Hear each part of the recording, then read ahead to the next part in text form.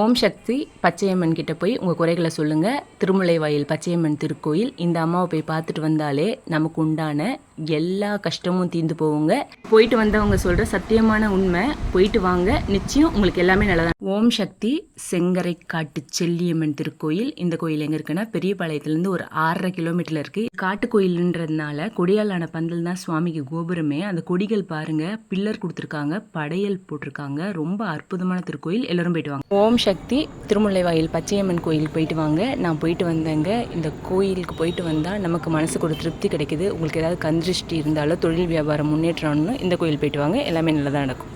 திருமுல்லைவாயில் கொடியுடையம்மன் மாசிலாமணீஸ்வரர் திருக்கோயில். இந்த ஆடி மாதத்தில் பார்க்க வேண்டிய அம்மன் கோயில்களில் இந்த கோயில் ரொம்ப முக்கியம். எனக்கு கோயம்பேட்டிலேருந்து நிறைய பஸ் போகுது. ஆவடி போகிற பஸ்ஸில் ஏறி நம்ம திருமுல்லைவாயில் இறங்கிடலாம். இறங்கி ரோடை கிராஸ் பண்ணிவிட்டு ஸ்ட்ரெயிட்டாக வந்து ரைட் கட் பண்ணிங்கன்னா இந்த கோயில் தாங்க. இந்த கோயில் நிச்சயம் போயிட்டு வாங்க. போயிட்டு வந்தவங்க கமெண்ட்ஸில் சொல்லுங்கள்.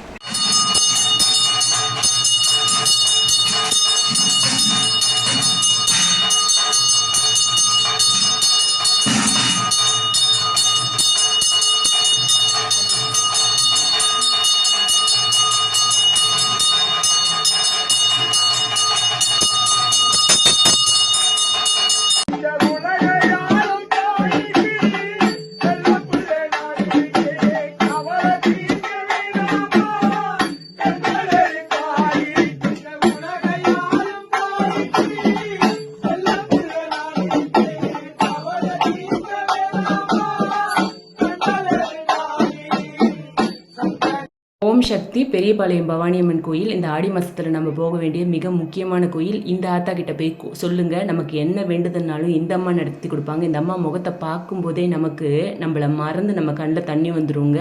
நம்ம வேண்டுதல் அத்தனையும் நிறைவேறும். வெற்றி தரும் வராகியம்மன். இந்த ஆடி மாதம் போய் வராகியம்மனை வேண்டிட்டு வாங்க. நான் கூட வராகியம்மனோட செல்ஃபி எடுத்தேங்க. பச்சையம்மன் கோயிலில் இருக்க வராகியம்மன் ரொம்ப விசேஷம். இந்த கோயில் போயிட்டு வாங்க. திரும்ப திரும்ப சொல்கிறேன், நிச்சயம் போயிட்டு வாங்க.